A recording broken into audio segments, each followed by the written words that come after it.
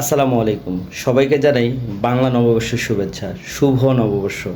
আজ পয়লা বৈশাখ, আমাদের প্রাণের উৎসব, আমাদের শেকড়ের উৎসব। পুরনো সব দুঃখ, কষ্ট, ব্যর্থতাকে পেছনে ফেলে নতুন করে শুরু করার দিন আজ।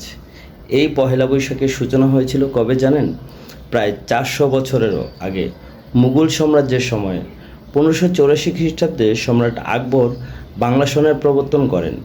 তখন সম্রাট আকবর কৃষকদের সুবিধার জন্য এই সনের প্রবর্তন করেন, কারণ আগে আরবি হিজরি সন অনুযায়ী খাজনা আদায় করা হতো, যা কৃষি মৌসুমের সাথে মিলত না। এই সমস্যার সমাধান করার জন্য তিনি বাংলা সন চালু করেন, যাতে ফসল কাটার পর কৃষকরা সহজে খাজনা দিতে পারে। সেখান থেকেই শুরু হয় বাংলা নববর্ষ, আমাদের আজকের পহেলা বৈশাখ। সময় বদলেছে, কিন্তু ভালোবাসা বদলায়নি।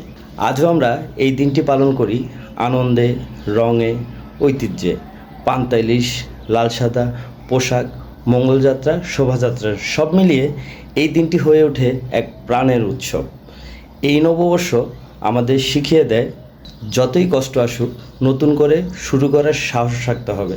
চলুন আমরা সবাই মিলে প্রতিজ্ঞা করি, নতুন বছরে আমরা হব আরও ভালো মানুষ, আরও মানবিক, আরও সচেতন। আপনাদের সবাইকে আবারও জানাই শুভ নববর্ষ।